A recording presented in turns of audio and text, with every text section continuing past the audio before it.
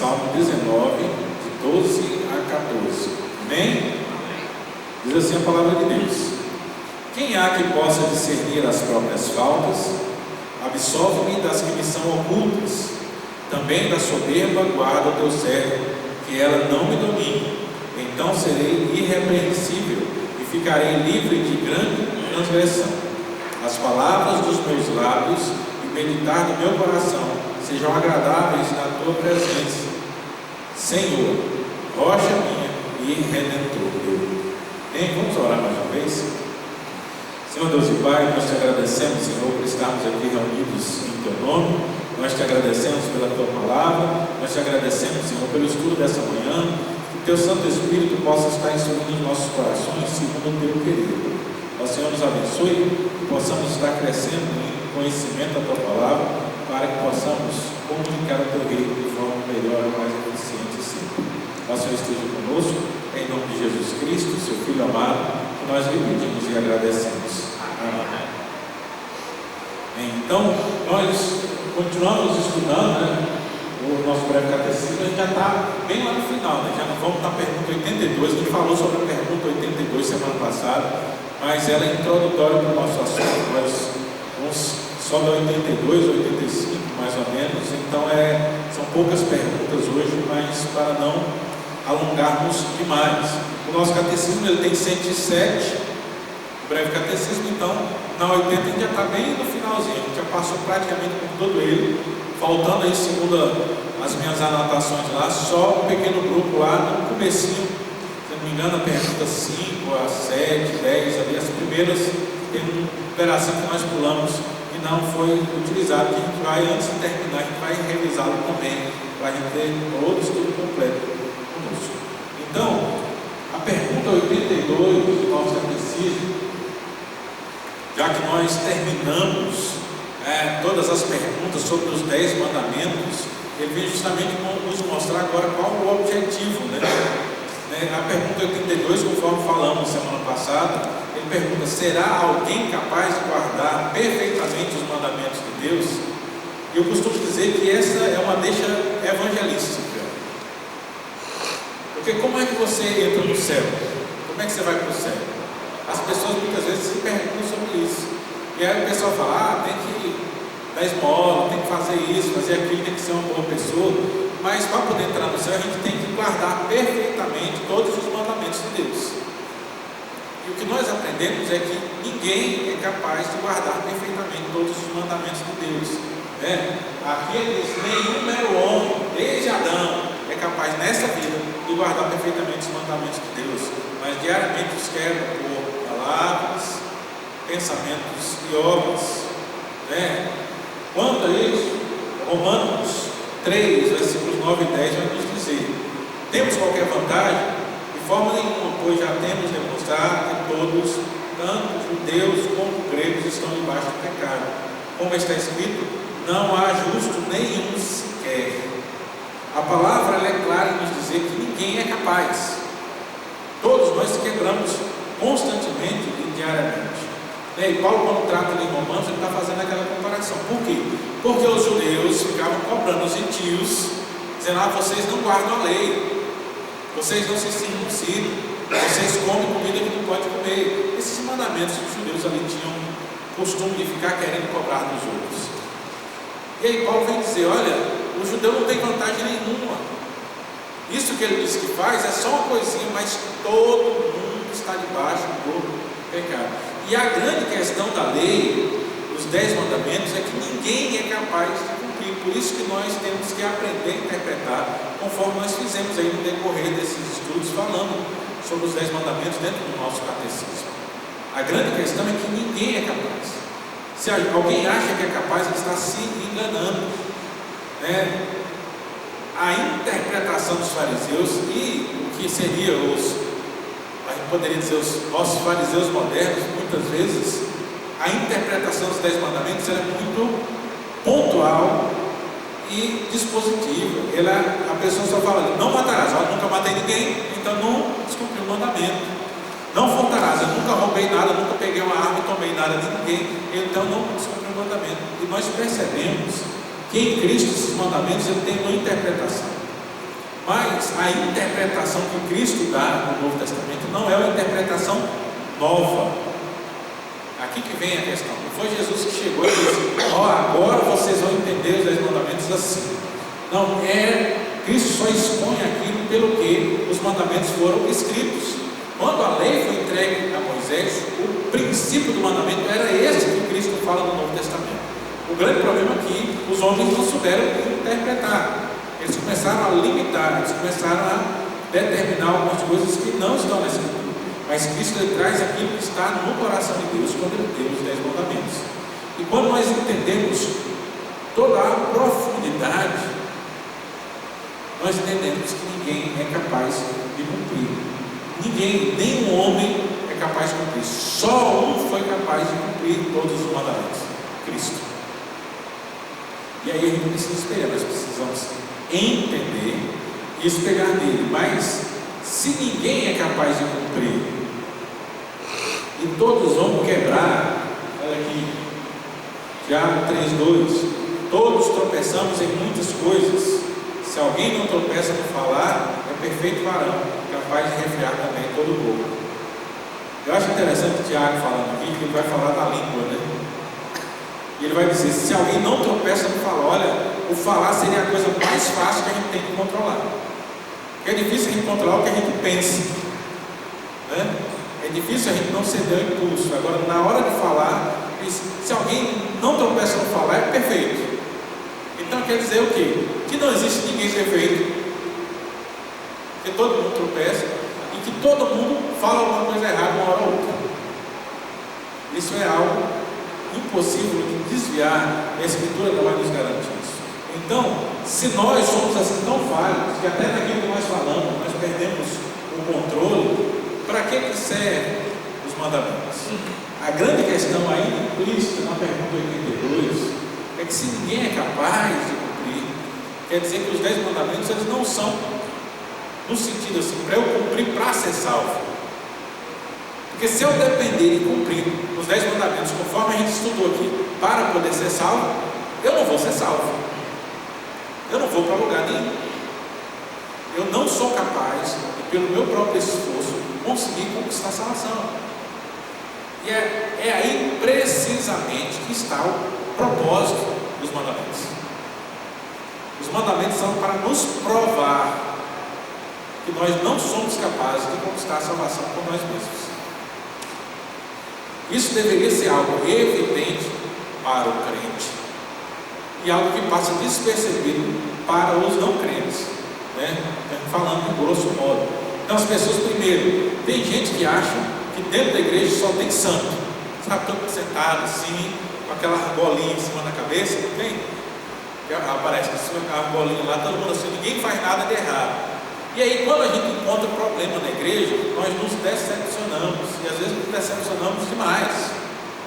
Mas porque nós partimos de uma premissa errada. Dentro da igreja, os crentes não são as pessoas perfeitas. A gente está aqui justamente porque nós somos imperfeitos. E onde há o ser humano, há imperfeição por causa do pecado, por causa da queda.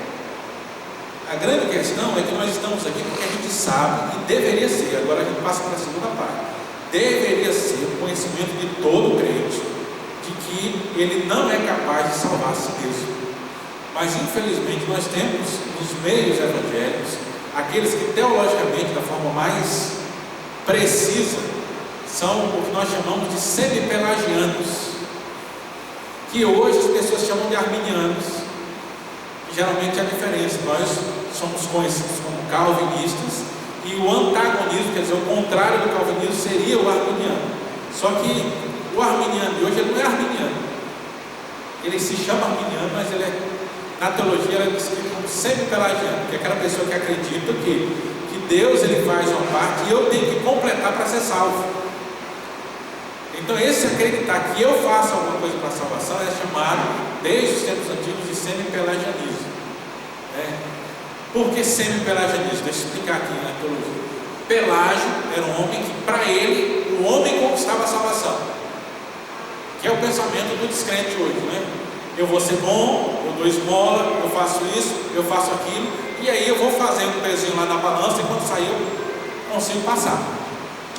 Então essa conquista é uma ideia lá dos primeiros séculos de um homem chamado Pelágio. Só que aí Pelágio já foi condenado no concílio como herege. Aí veio uns seguidores que eles deram uma modificação. Não, Pelágio estava errado, mas não estava todo errado. Não é que o homem é capaz de salvar a si mesmo. Deus fez todo o processo lá, mas Deus chega até um ponto, né? E aí eu preciso fazer a minha parte para poder chegar até Deus. E aí por isso é chamado de semi-pelagiano, meio pelágio. E esse é o pensamento que nós vemos que está dentro de muitas igrejas. As pessoas acham que sim, ó, Jesus fez o seu sacrifício, pagou o preço, está lá, mas eu tenho que fazer a minha parte para chegar até lá. Esse é o pensamento semi-pelagiano. O problema é que quem acha isso, ele acha que de alguma forma ele pode cumprir alguma coisa dos 10 mandamentos. Então eu vou poder fazer alguma coisa. E é um pensamento que deveria estar fora de todo o cristianismo. Porque cristianismo é entender que nós somos salvos em Cristo Jesus. É por Ele, não é por nada que eu possa fazer. O que eu faço vem depois. É como uma resposta ao que Cristo já fez comigo. Então por que eu faço alguma coisa boa? Porque Ele me salvou primeiro. Eu não consigo fazer para ser salvo. Então por isso é importante entender que os 10 mandamentos são para nós entendermos que eu não consigo salvar o mesmo. Se a gente mudar essa perspectiva, nós vamos perceber que dentro da igreja eu não posso esperar encontrar a perfeição, porque está todo mundo aqui no mesmo barco, entendendo que eu não sou capaz de salvar a mim mesmo. Então para ser salvo eu preciso de Cristo.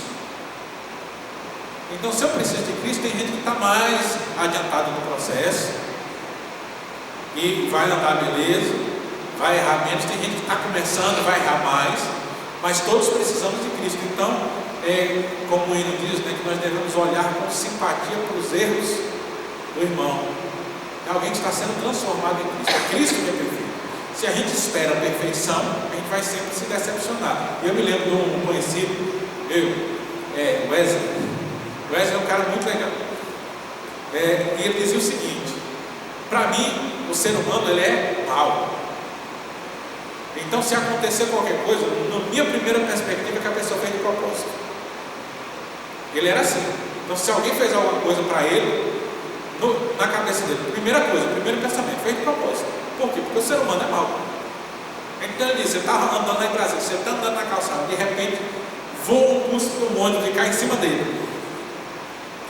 Na cabeça dele, o sujeito que estava lá em cima olhou para ele e falou assim: eu vou cuspir naquele cara. E mirou para poder acertar nele. Então o primeiro pensamento dele era esse. Eu disse: não, mas aí você é muito pessimista. E aí tudo que acontece você vai achar que é a maldade de alguém. Ele dizia: não, mas aí que vem a questão. Se eu acho que o ser humano é mau, então se ele fez para mim, ele fez aquilo que já é da natureza dele. Não é porque o fulano é ruim, é porque ele é ser humano, ele está no mundo e ele é pecador. E ele vai fazer coisa ruim. Aí se alguém faz alguma coisa boa, aí isso me surpreende. Mas quando alguém faz alguma coisa ruim, isso não me surpreende. E assim, apesar de não concordar 100%, no sentido que a gente não deve assim dar mal a todo mundo, sempre dar uma possibilidade de redenção, vamos dizer assim, mas no sentido de eu não esperar nada de bom do ser humano, para não me decepcionar, isso é interessante. Porque muitas vezes a gente espera que as pessoas elas sejam excelentes, mas as pessoas elas não são excelentes, elas são pecadores. Por quê? Porque nós não conseguimos cumprir a lei de Deus, nós vivemos fora da lei de Deus. Então nós precisamos entender isso. E aí, se alguma coisa acontece boa, eu vou, beleza, eu vou ficar alegre com aquilo. Mas quando acontece alguma coisa ruim, que sempre acontece com a gente alguma coisa ruim, eu não vou ficar tão desesperado, eu não vou entrar tanto em parafuso. Por quê? Porque é natural do ser humano.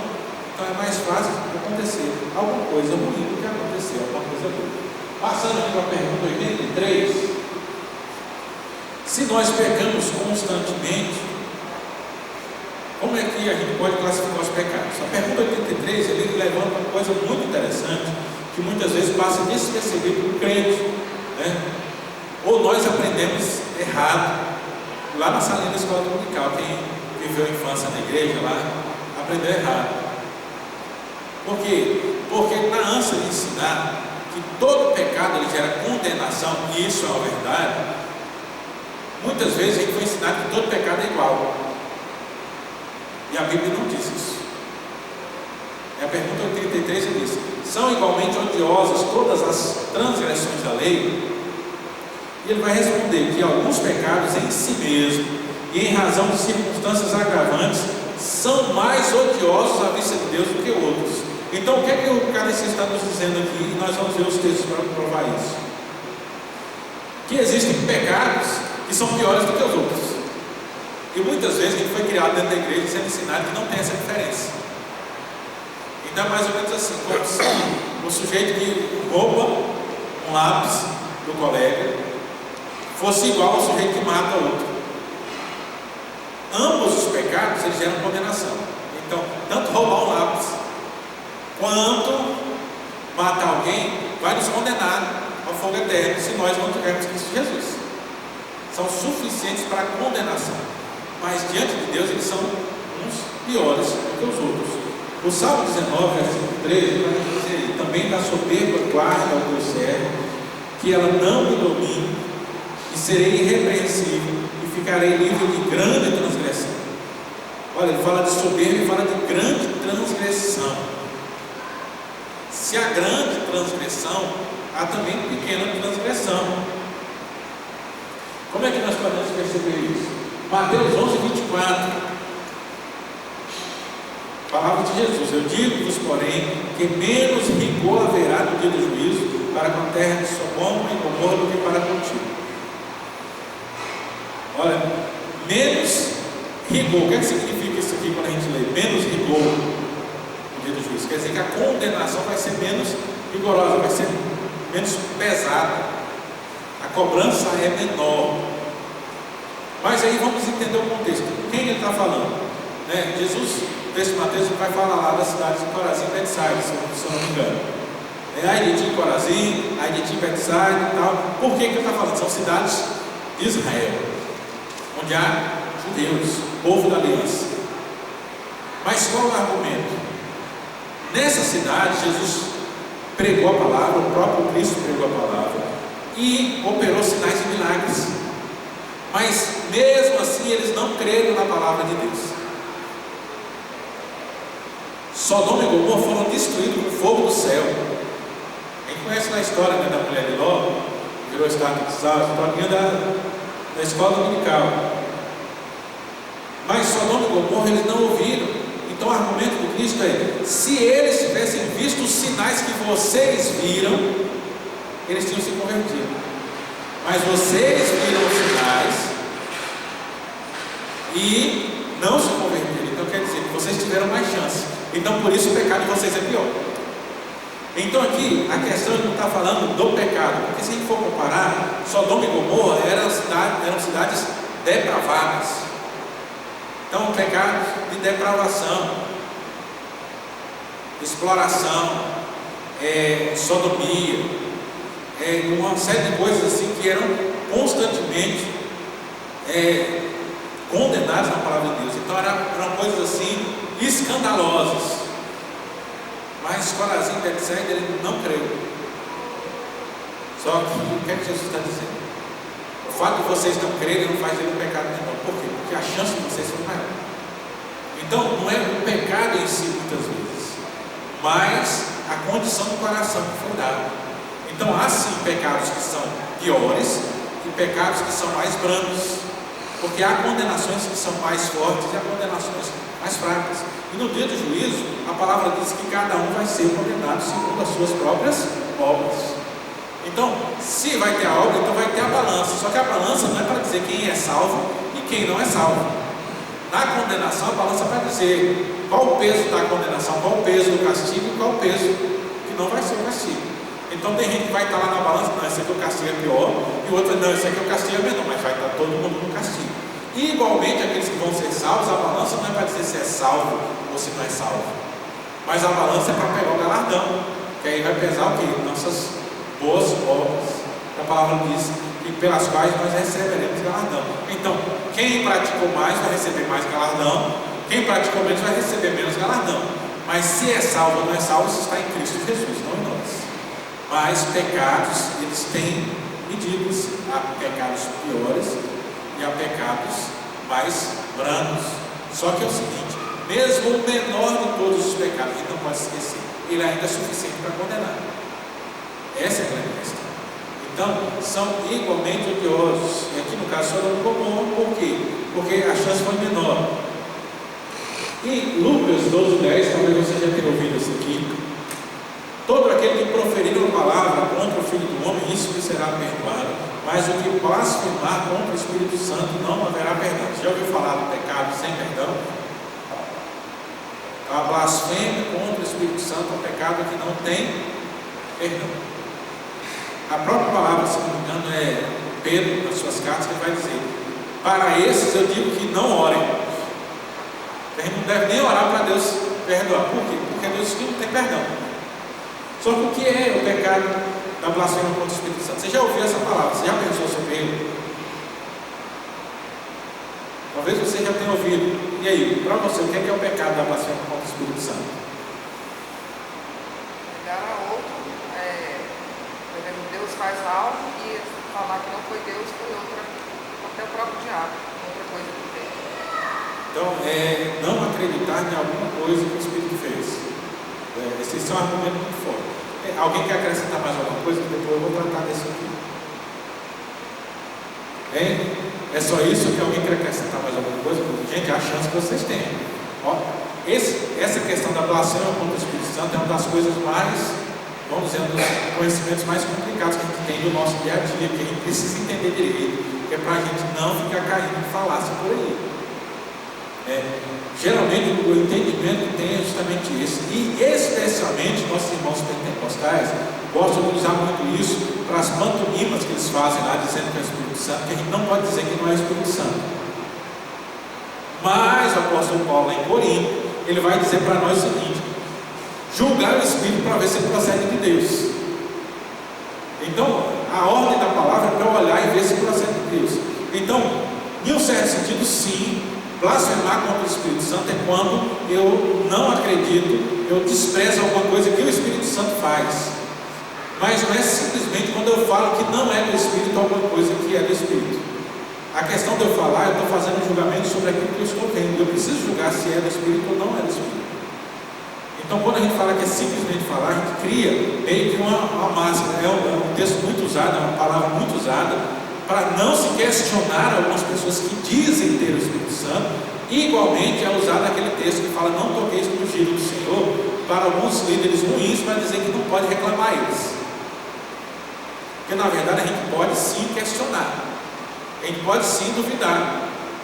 A grande questão do Espírito é quando o nosso coração ele endurece para as coisas do Espírito Santo. Então, eu falar que alguma coisa que é do Espírito não é do Espírito, porque o meu coração está endurecido e eu não quero aceitar as coisas do Espírito, isso é pecado. Agora, se o meu coração não está endurecido e eu não estou conseguindo ver, se eu não consigo perceber, eu estou olhando para a palavra e não está condizente, isso aí não é blasfêmia contra o Espírito Santo. Porque muitas vezes a gente fica com medo de não falar, porque Deus me livre, se eu blasfemar, porque não tem perdão, né? Só que o perdão não é uma questão de dizer assim: eu falei alguma coisa que eu não devo e eu não estou perdoado pelo resto da vida. Na verdade, a blasfêmia contra o Espírito Santo, ela não tem perdão, porque quem blasfema contra o Espírito Santo não se arrepende. Então, o pecado da blasfêmia contra o Espírito Santo, ele vem acompanhado de uma falta de arrependimento, porque é inerente ao pecado não se arrepender. Por que Jesus fala: se alguém dizer alguma palavra contra o Filho, ele será perdoado, mas contra o Espírito não será perdoado? Porque é o Espírito que nos mostra quem é o Filho. Se eu endureço o meu coração para o Espírito, eu nunca vou conhecer o Filho. E se eu nunca vou conhecer o Filho, eu nunca posso ter perdão. Essa é a grande questão. Então, quem blasfema contra o Espírito Santo, ele não pede perdão. Então, se você alguma vez falar alguma coisa e começou a ficar preocupado, a perder o sono, falou: Senhor, me ajuda, eu acho que eu blasfemei contra o Espírito Santo, não queria, foi sem se você está arrependido, está pedindo perdão, você não blasfemou contra o Espírito Santo. Porque o arrependimento, por isso que eu falo. Então alguém pega lá, pegar um exemplo prático, está fazendo lá as pantomimas, eu gosto de chamar de pantomima, né, que é audiovisual, vai dizer que tem o Espírito Santo. Muitas delas não condizem nada com a descrição que Paulo faz lá em 1 Coríntios 12, 13 e 14, sobre o discernimento dos dons espirituais. E eu falo, não, para mim isso não é do Espírito. Se é o Espírito mesmo, o Espírito ele vai fazer, vai mover alguma coisa, para que aquilo toque no meu coração e entender que eu estava errado. E aí eu vou dizer, eu me enganei, me perdoe, Senhor. Então eu não blasfemei contra o Espírito Santo.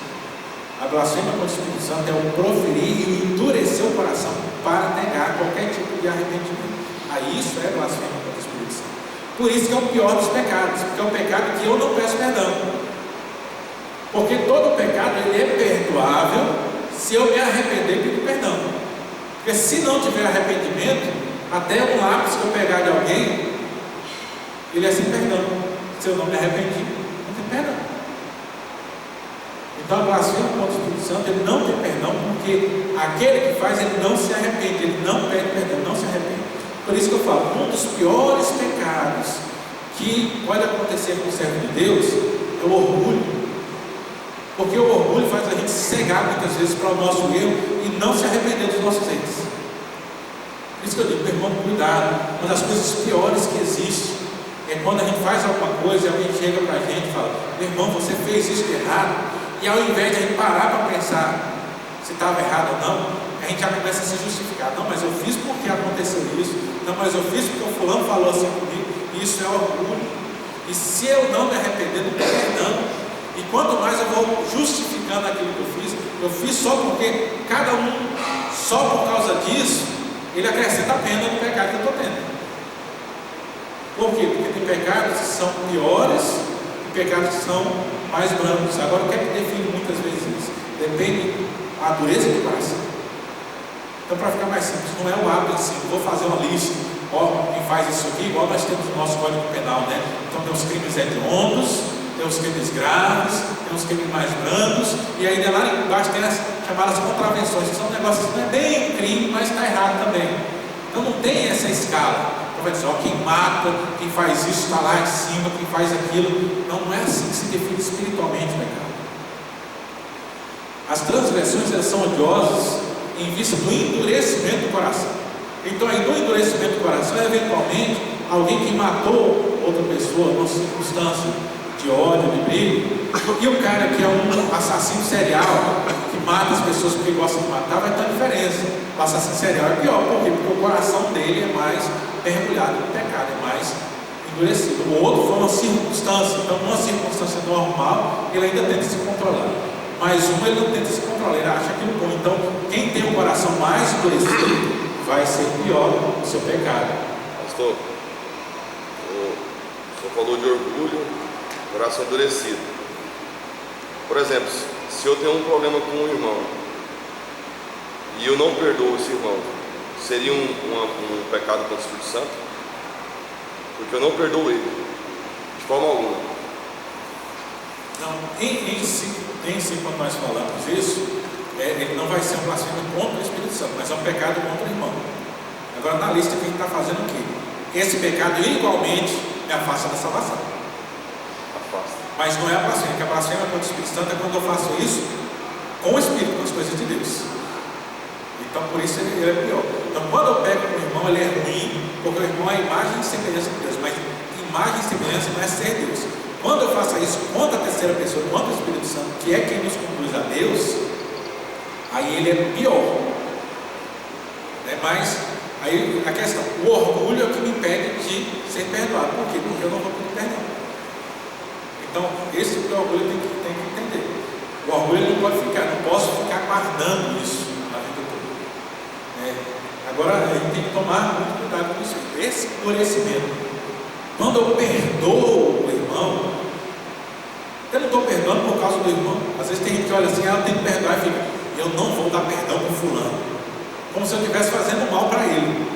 E não tem mal nenhum para ele. Se você perdoa ou não perdoa, é a mesma coisa. O que vai importar é se ele se arrepende dos pecados dele. A isso com Deus ele conta. Agora, eu não perdoar alguém não faz conta nenhuma para Deus, isso faz conta para mim. Eu deixar de perdoar é algo que eu estou deixando de ter para mim, não para o irmão. Para o irmão, e a salvação dele continua do mesmo jeito. Se o irmão lá se arrependeu, pediu perdão para Deus, porque às vezes a gente fica com ódio de alguém, às vezes não é nem por causa de alguma coisa que a pessoa fez, a pessoa nem sabe o que fez.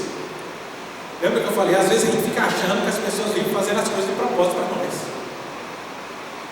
e a pessoa nem tomou conhecimento, e a gente não vai lá conversar e fica lá, a pessoa está de boa com Deus, ela não sabe nada que fez de errado, e a gente guarda o ódio e diz: eu não vou perdoar, eu não vou perdoar. E aí isso vai fazer o quê? Para mim, né? O que é que vai incutir isso aí? Eu lembro lá do salmista: enquanto calei os meus pecados, envelheceram os meus ossos, os meus constantes gemidos de noite. Então, quando eu deixo, guardo esse pecado, na verdade, quem está sofrendo sou eu, meus ossos que estão enfraquecendo dentro do Senhor, e não os ossos do irmão. Por isso que eu falo, nas discussões, muitas vezes a gente fica na igreja, tem discussões, a gente tem que preocupar eu me resolver com Deus, eu preciso da perdão. E às vezes eu acho que eu só vou resolver a coisa se o outro vier me pedir perdão, só que a palavra não diz isso. A palavra fala: você se resolva com Deus, né? Tanto é que lá em Mateus ele diz: se o teu irmão pecar contra ti, então quem é que pecou? O irmão. Foi ele que pecou contra você. Quem é que deve ir lá para poder falar com ele? Ele fala: você vai lá e fala com ele. Ele está dizendo: se você pecou contra o seu irmão, vai lá pedir perdão para ele. Porque isso aí já é implícito. Se eu pequei, eu tenho que pedir perdão. Já está nesse livro. Então, quando Mateus ele registra na palavra do Senhor, quer dizer o quê? Que mesmo que não seja eu que pecou, eu vou lá resolver. Vai lá e conversa com ele e tal, se conseguir ganhar o teu irmão. Então, quer dizer, eu resolvo, eu não fico guardando rancor. Aí se eu for lá, né, que você fala: ah, mas eu vou lá falar com o fulano, e o fulano nem me dá ouvido. O problema dele agora. Lembra que eu falei? Eu tenho que livrar o meu lado. Então eu vou lá e peço perdão, a pessoa: não, não te perdoo. O problema dele. Agora ele com Deus, ele carrega o pecado dele, eu já pedi perdão, eu já me acertei com Deus, eu estou perdoado, minha vida com Deus está certa. Então a gente tem que concentrar bem nisso, né? Então o orgulho ele vai agravando. Então o pecado, que às vezes é uma coisa simples, com orgulho ele vai agravando, vai crescendo. Ele vai crescendo. Então é isso que nós temos que entender. Aqui ainda, Hebreus 2, 2 e 3: se pois se tornou firme a palavra falada por meio de anjos, e toda transgressão ou desobediência recebeu justo castigo, como escaparemos nós se negligenciarmos tão grande salvação, a qual, tendo sido anunciada inicialmente pelo Senhor, foi-nos depois confirmada pelos que a ouviram? Então toda transgressão, ele diz lá no versículo 2, recebeu justo castigo. Qual o pecado que ele está falando aqui? Aqui no versículo 2: negligenciarmos a salvação da palavra de Deus. Então, dentro dos pecados, qual é um pecado muito forte? Negligenciar a palavra de Deus. Por que está aqui o texto? Para nos lembrar. Às vezes a gente acha, a pessoa fala: não, mas eu sou uma pessoa boa, eu faço isso. Lembra aquela história? Eu não bebo, eu não fumo, eu não sei o quê, tudo tranquilo. Mas quando a palavra é pregada e você diz não para a palavra de Deus, esse pecado é grave. A negligência com a palavra de Deus é um pecado muito grave. Então por isso que as pessoas falam: ah, mas eu não faço nada, por que eu não vou para o céu? É porque você negou a salvação de Cristo Jesus. Então veja que pecados contra os homens, eles são pecados que podem ser graves, mas pecados contra Deus, eles são piores, né? E vem, o que é que merece cada pecado? Pergunta 84. Cada pecado merece a ira e a maldição de Deus, tanto nessa vida como na vindoura. Então, pecado, todo pecado. Então, quando ele fala que cada pecado, diz cada um dos pecados. Ele não está falando, são todos, tudo aquilo que é pecado. Ele vai merecer a ira e a maldição de Deus. Gálatas 3,10 nos diz aí: todos quantos, pois, são das obras da lei, estão debaixo de maldição, porque está escrito: maldito aquele que não permanece em todas as coisas escritas no livro da lei, para praticá-las. Paulo em Gálatas, ele está dizendo que um deslize em qualquer coisa da lei, ele é quebra total da lei, maldição da lei. Então a lei não adianta você dizer: eu cumpri quase tudo. Se você cumpriu quase tudo, você não cumpriu. Então, todo pecado ele merece a ira e maldição da lei. Tiago 2,10: qualquer que guarda toda a lei, mas tropeça em um só ponto, se torna culpado de todos os pontos. Então, o que acontece? Os 10 mandamentos seria para nos mostrar que qualquer pecado ele é suficiente para a condenação. Qualquer pecado ele merece a ira e a maldição de Deus.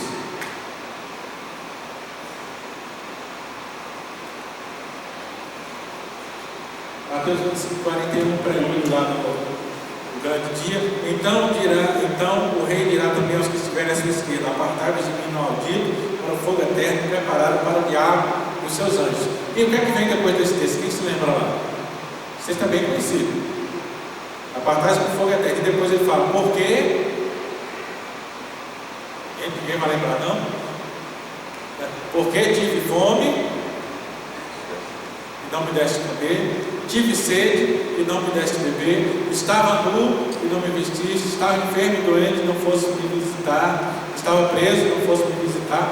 Então, eu tive sede e não me deste beber. Vou falar porque você negou um copo de água a um desses meus pequeninos. Porque quando as pessoas falam assim: mas quando te vimos assim, nunca lhe atendemos. Toda vez que negasse um desses meus pequeninos, a mim me negasse. Então, olha como é que ele fala da transgressão. O negar, a falta de compaixão, negar um copo de água a um necessitado, ele fala a transgressão. Caiu nessa, quebrou toda a lei. Então, qualquer pecado, o menor ou o maior, todos eles merecem a mesma coisa: a ira e a maldição de Deus.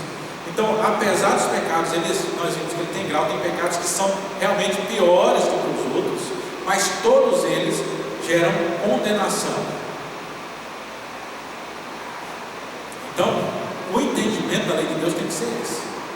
Todos geram condenação. E aí vem: por que eu estou na igreja? É para aprender tudo isso, para não pecar mais?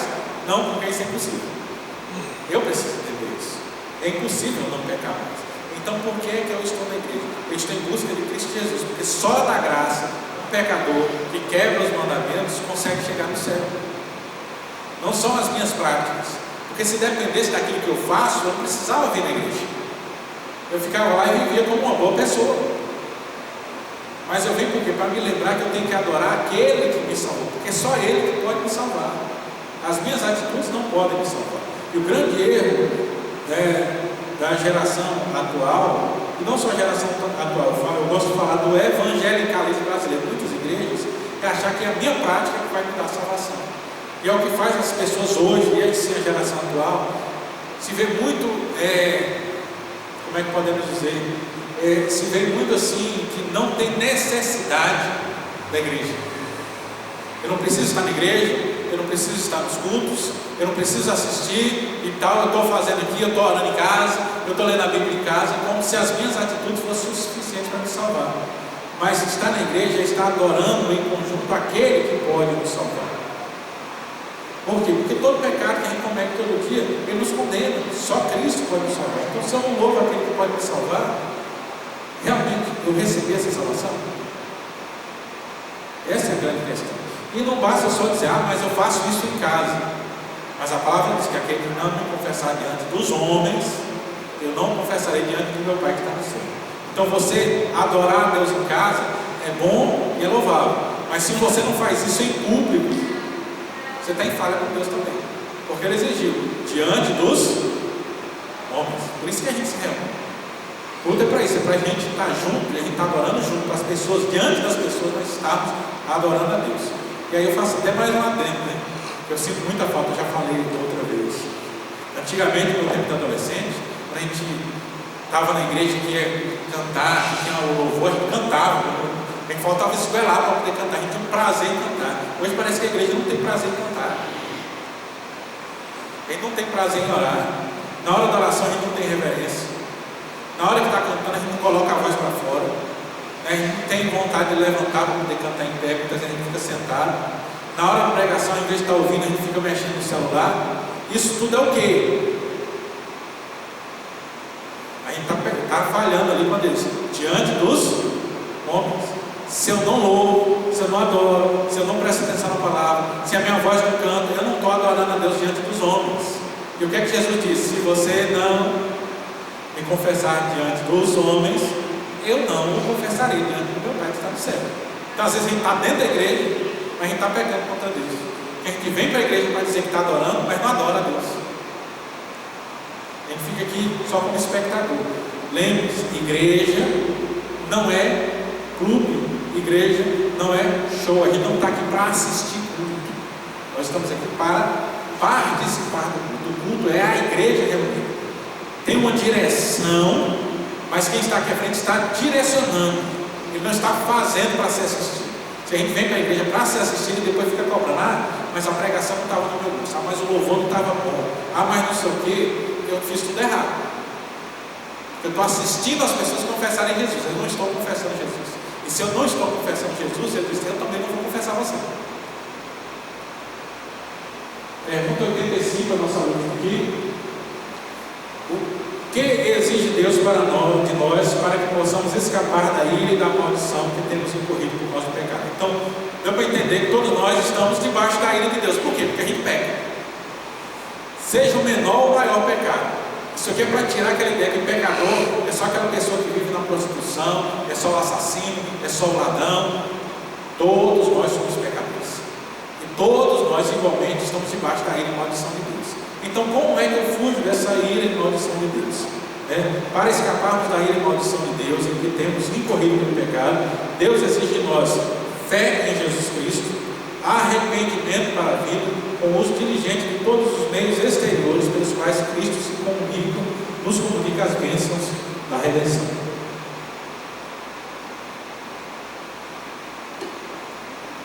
Essa pergunta eu vou ter que lembrar ela na próxima semana, mas é porque esses detalhes aqui nós vamos vê-los mais profundamente. Então eu quero pegar aqui brevemente com os irmãos.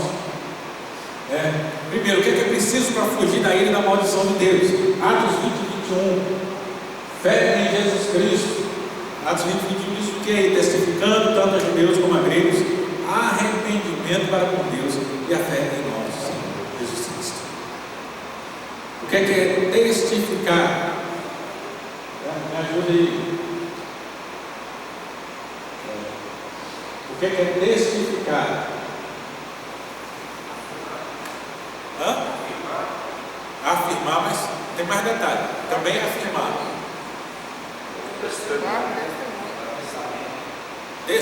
Testemunhar, afirmar, testemunhar. Testificar, veja aí que está, tanto a judeus como a gregos, quer dizer, diante dos homens. Isso é falar, proferir diante dos homens. Então, o que é que a gente tem que afirmar diante das pessoas? É arrependimento para com Deus, está aqui, fé em Jesus Cristo e arrependimento para a vida. Então, arrependimento e fé. Como é que a gente testemunha diante dos homens arrependimento e fé? E como é que eu posso fazer isso? Prática. Falando e praticando. Então é aquilo que eu falo e como eu vivo. Aí por que a gente tem culto? Culto é o lugar onde a igreja se reúne para testificar a sua fé e seu arrependimento para com Deus. A gente faz isso em conjunto. Qual é o objetivo? A gente está reunido aqui nas palavras de Paulo lá em 1 Coríntios. Quando entrarem em doutos, aquelas pessoas que não conhecem a palavra de Deus, ela é confrontada pela atitude da comunidade. Então, entra um descrente dentro da igreja. O que é que eu tenho que encontrar? Pessoas comprometidas em oração, em comunhão com Deus, pessoas que cantam e louvam a Deus no fundo do coração. Aí entra o descrente, senta e a gente está no celular na hora da pregação. E aí vem o louvor, a gente fica sentado e olhando para a cara do peixe morto, para o teto. E aí o descrente está lá e ele olha, o que é que eu estou fazendo? Eu estou testemunhando para aquele descrente que a fé em Jesus Cristo? Não, que eu não estou nem aí para Jesus Cristo. Então, para escapar do pecado, eu preciso fazer isso, eu preciso testemunhar. Eu vou testemunhar com as minhas palavras, mas mais do que, porque as palavras tem um momento que a gente consegue falar, mas a minha vida, as minhas atitudes, eles testemunham isso todo o tempo. Então, as atitudes elas são muito importantes. Segundo aqui, uso diligente de todos os meios exteriores. Quais são esses meios exteriores? 2 Pedro 1,10. Por isso, irmãos, procurai com diligência cada vez maior confirmar a vossa vocação e eleição Portanto, procedendo assim, não tropeçareis em tempo algum. Então, confirmar a vocação e eleição. Isso aqui a gente já chega. Nós falamos brevemente, mas a gente deve voltar nesse assunto aqui. Vocação e eleição. Mas diligência quer dizer eu procurar fazer. Diligência quer dizer fazer e fazer rápido. Então não é só fazer, é não deixar para depois. Então, quais são os meios? O uso diligente quer dizer eu tenho que procurar de forma direta, de forma ostensiva, fazer a vontade de Deus. E aí depois, isso aqui eu não vou entrar muito, porque no próximo estudo a gente vai falar sobre esses meios, quais são os meios, né? Hebreus 2:3. Como escaparemos nós, negligenciados tão grande salvação, ao qual, tendo sido anunciado inicialmente pelo Senhor, foi depois confirmado pelos que a ouviram. Então, tudo aquilo que é possível, todos os meios exteriores, nós não podemos negligenciar. Você vê que o versículo anterior fala diligência, quer dizer, eu tenho que procurar fazer rápido, e o outro, em Hebreus, fala não negligenciar. Quer dizer, então, o que é que eu preciso fazer? Como é que eu escapo da maldição?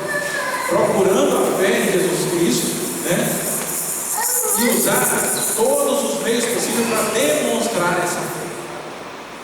E por último aqui, 1 Timóteo 4,16. Tem cuidado de ti mesmo e da doutrina. Continua nesses deveres, porque fazendo assim, salvarás tanto a ti mesmo quanto os teus ouvintes. Então aqui ele já dá um deslumbre aqui, né?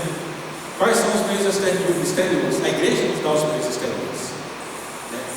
A leitura da palavra, o culto a Deus, a oração, o louvor são meios exteriores para nós aprendermos. É por isso que eu falo muito aqui de louvor.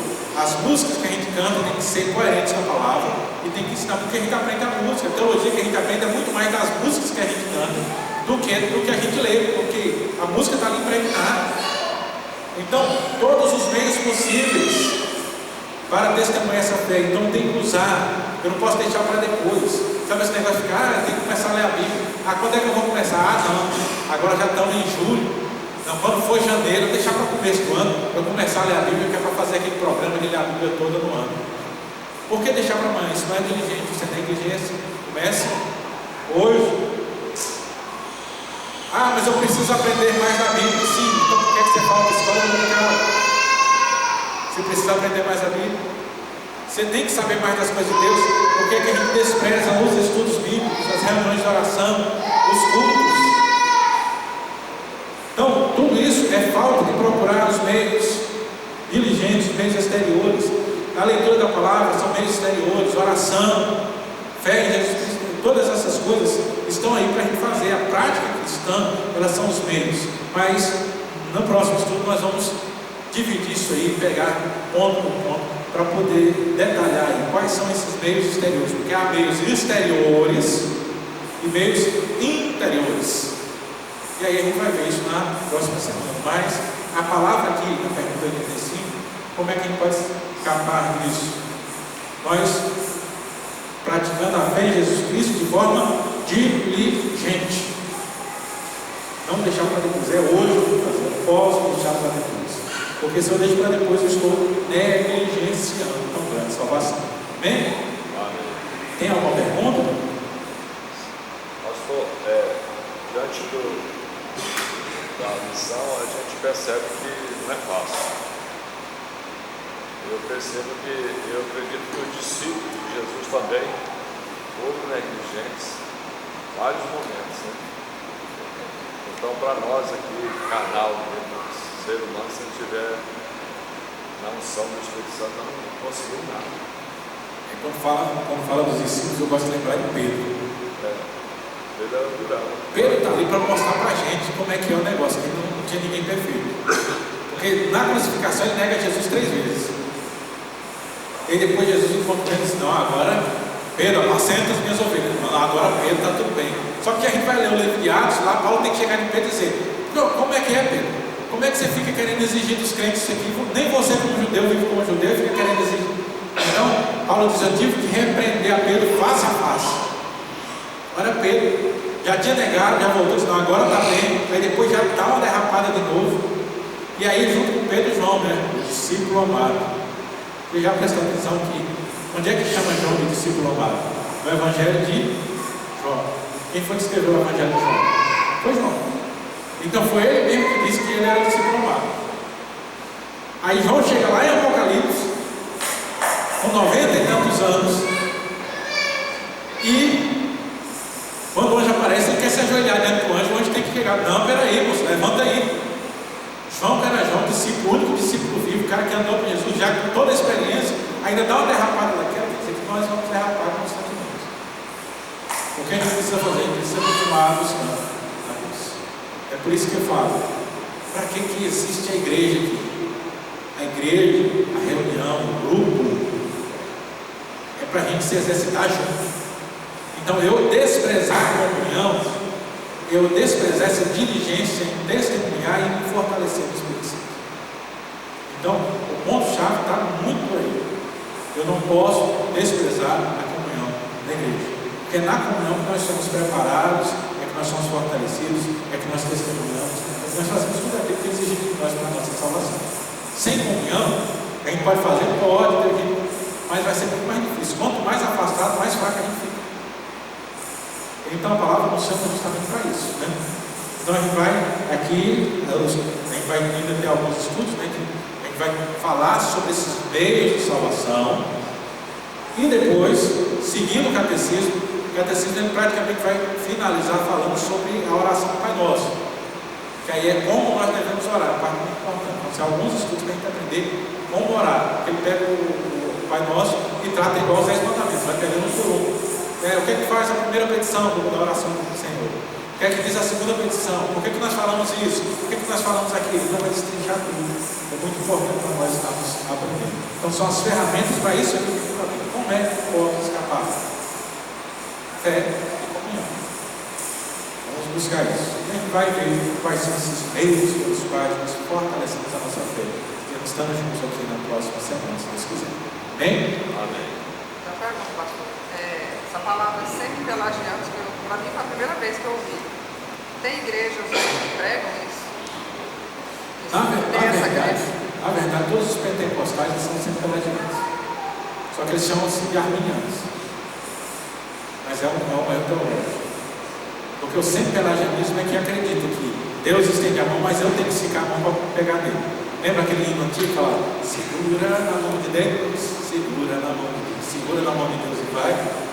Eu me lembro que ainda criança, os presbíteros velhos, né? Lá na minha igreja natal. Você vê o que é o negócio, né? Presbítero velho, sempre analfabeto. Vai chegar assim, meu irmão, a gente não pode cantar isso aqui na nossa igreja. Por quê? Porque eu não tenho condição de segurar na mão de Deus. Isso é uma ideia que não é da nossa doutrina. Então essa ideia de que eu preciso fazer alguma coisa para ser salvo, é uma ideia sempre pelagiana. Todo mundo que acredita nisso é sempre pelagiano. Eles se dizem arminianos, só que Armínio era mais calvinista do que eles. Porque Armínio, qual a ideia de Armínio? A ideia de Armínio é que eu poderia resistir à salvação. Só que não era uma resistência total. A ideia de Armínio é que eu poderia, Deus chega assim, manda uma palavra para me salvar e eu digo não. Mas eu não ia conseguir resistir para sempre. Eu poderia resistir a algumas investidas do Espírito Santo. Só que nisso aí, para nós, Armínio já estava errado. Mas hoje o pessoal acredita não que eu posso resistir a algumas investidas do Espírito Santo, mas que eu posso resistir continuamente ao Espírito Santo, se eu não fizer a minha parte. E essa ideia é sempre pelagiana. Essas são as palavras que eu gosto de colocar, que é para vocês terem uma, que são semi-pelagianos, supralapsarianos, aí são outras assim que com o tempo eu vou falando, vocês vão guardando. Isso é coisa para você pegar lá no fundo da Bíblia, só pega a caneta e anota lá. E depois coloca direitinho para poder ter essa